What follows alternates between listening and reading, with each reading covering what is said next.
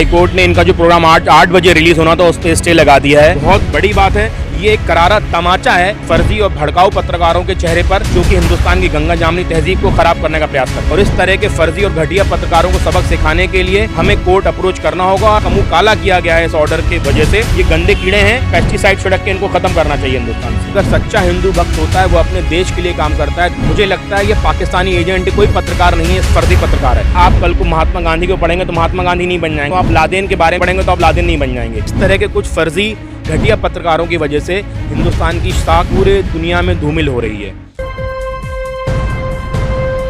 Live TV, सच सबसे आगे। High court ने इनका जो प्रोग्राम 8 बजे रिलीज़ होना था उस पर स्टे लगा दिया है। ये हम सब के लिए बहुत खुशी की बात है। और जैसा कि आप जानते हैं कि दिल्ली हाईकोर्ट काफ़ी अहम फैसले दे चुका है। ये एक करारा तमाचा है ऐसे फर्जी और भड़काऊ पत्रकारों के चेहरे पर, जो कि हिंदुस्तान की गंगा जामनी तहजीब को ख़राब करने का प्रयास करते हैं। बहुत बड़ी बात है कि हाईकोर्ट ने इस पिटीशन को एंटरटेन किया और इसमें एक पॉजिटिव फैसला देते हुए हिंदुस्तान की जुडिशरी की इज्जत भी बचाई है और हिंदुस्तानी आवाम जो है गंगा जामनी तहजीब उसको भी बचाया है। मैं हिंदुस्तान के संविधान को, हिंदुस्तान की अदालत को, हमारे सर्वोच्च न्यायालय को, दिल्ली हाईकोर्ट को सलाम करता हूं।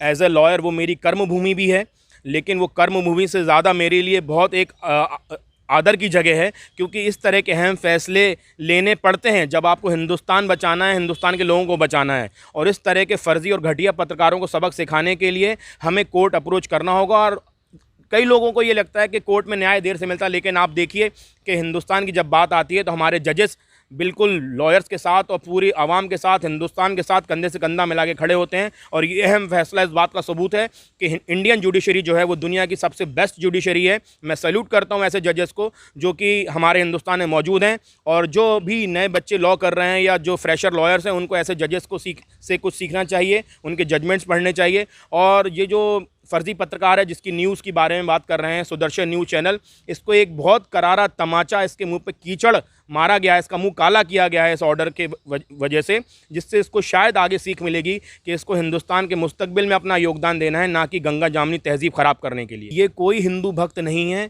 क्योंकि अगर सच्चा हिंदू भक्त होता है वो अपने देश के लिए काम करता है, देश की आवाम के लिए काम करता है। लेकिन इनका आप काम करने का तरीका देखेंगे तो इनका जो बोलने की शैली है और जिस टॉपिक पर ये बात करते हैं उससे हिंदू मुस्लिम कम्युनिटी में आपस में माहौल ख़राब होने के चांसेस बहुत ज़्यादा होते हैं। मुझे लगता है ये पाकिस्तानी एजेंट है, ये कोई पत्रकार नहीं है। इसकी अगर जांच की जाएगी, इसने पत्रकारिता कहाँ से पढ़ी है, इसको पत्रकारिता करने का लाइसेंस कहाँ से मिला है, तो उसमें भी बहुत सारी खामियां मिलेंगी। और हो सकता है ये भी पता पड़े आप लोगों को ये फर्जी पत्रकार है। नौकरशाही जिहाद, एक अनपढ़ जाहिल इंसान ही इस तरह की बात कर सकता है। नौकरशाही एक बहुत इम्पॉर्टेंट चीज़ है हिंदुस्तान में। ब्यूरोक्रेसी जिसको बोलते हैं, आईएएस और आईपीएस ऑफिसर्स जो रहते हैं, जो सरकार के लिए काम करते हैं और हिंदुस्तान को और खूबसूरत बनाने का काम करते हैं। लेकिन अभी आपने देखा कि एक फ़र्ज़ी पत्रकार ने एक न्यूज़ चैनल के माध्यम से अपनी बात शेयर करी कि यूपीएससी में जो मुस्लिम स्टूडेंट आते हैं ये यूपीएससी जिहाद है। इस बात को लेके जो आईपीएस और आईएएस एसोसिएशन, उन्होंने भी इस चीज़ को कंडेम किया है और रिक्वेस्ट करी है गवर्नमेंट ऑफ इंडिया से कि इसके खिलाफ सख्त से सख्त कार्रवाई की जाए। और मैंने खुद कल इसकी एक criminal complaint Nizamuddin police station में और दिल्ली पुलिस कमिश्नर साहब को रजिस्टर्ड कराई है कि इसके खिलाफ सख्त से सख्त कार्रवाई की जाए और उसे जेल भेजा जाए।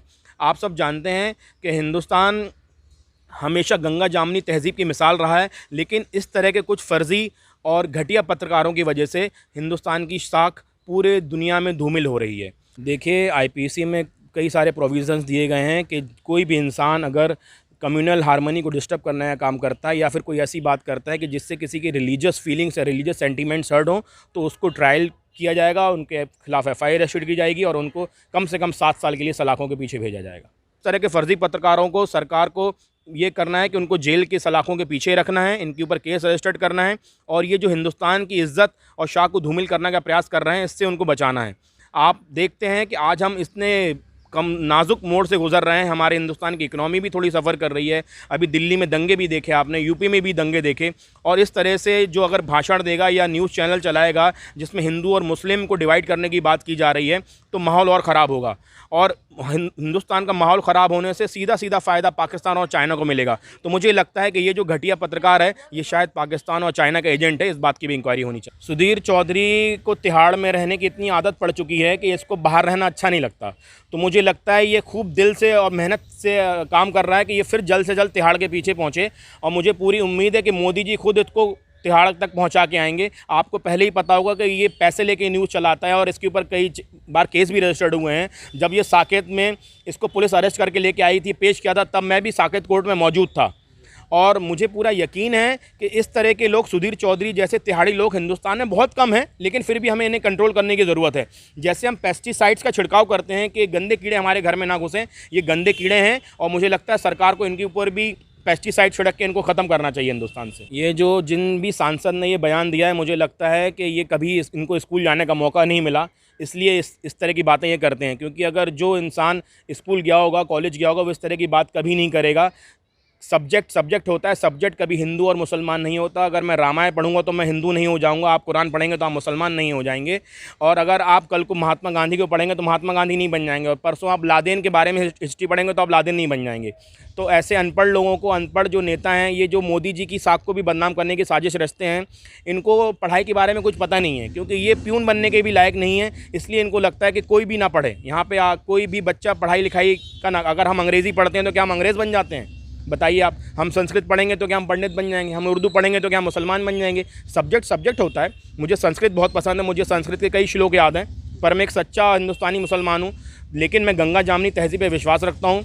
मैं राम से भी उतनी मोहब्बत करता हूँ जितनी रहीम से करता हूँ, और मेरा फ़र्ज़ है कि मैं गंगा जामनी तहज़ीब को लेके चलूँ और हिंदुस्तान की इज़्ज़त को बरकरार रखूं। लेकिन इस तरह के जो फ़र्ज़ी नेता, फ़र्ज़ी सांसद हैं, इनको ही मुझे लगता है कि केंद्र सरकार को इनके खिलाफ़ कार्रवाई करके इनको सलाखों के पीछे भेजना चाहिए और इनको सांसद पद से हटाया जाना चाहिए। कि ये जो ट्विटर पे लोग हैं, ये पेड लोग हैं, इनको 2 रुपये एक ट्वीट करने का मिलता है, इसलिए ये इस तरह के घटिया और फर्जी पत्रकारों को सपोर्ट करते हैं। आपने कई बार देखा होगा, कई बार मैसेज रिलीज़ हुए हैं कि ये जो गोदी मीडिया को फर्जी लोग सपोर्ट करते हैं, इनके फेक अकाउंट से, और उनको एक ट्वीट करने का 2 रुपये मिलता है। इसकी भी इंक्वायरी होनी चाहिए। और मैं ये मानता हूँ कि हिंदुस्तान की 90% जो जनता है, 90% आवाम है, वो देश से मोहब्बत करती है, हिंदू मुस्लिम दोनों से मोहब्बत करती है और गंगा जामनी तहज़ीब से प्यार करती है। लेकिन कुछ 10% लोग हैं जो अपने फ़ायदे के लिए, कुछ पैसों के लिए और कुछ लालच में ये अपने ईमान को बेच देते हैं, और उसके बाद देश को भी बेचने की तैयारी ये लोग कर रहे हैं। मुझे लगता है मोदी जी को इस चीज़ का संज्ञान लेके ऐसे लोगों के ऊपर लगाम लगानी चाहिए, जिससे हमारी हिंदुस्तान की साख बची रहे और हिंदुस्तान की जो खूबसूरती है ख़राब ना हो। हमारे जो SHO साहब हैं निज़ामुद्दीन के, वो बहुत ही अच्छे इंसान हैं, बहुत ही सुलझे इंसान हैं, और एक बहुत ऑनेस्ट पुलिस ऑफिसर है। हमें कोई भी प्रॉब्लम नहीं हुई। हमें DD एंट्री करके हमारी कंप्लेंट हमको दे दी गई है। कौन से धारा? सेक्शन 153 और भी काफ़ी सारी सेक्शंस लगी हुई हैं, जिसमें कम्युनल हार्मनी को ख़राब करने का काम किया जाता है। वो सब सेक्शंस के अंतर्गत इसमें कंप्लेंट ली गई है। मुझे लगता है जल्द से जल्द FIR रजिस्टर्ड होगी। लाइव टीवी, सच सबसे आगे।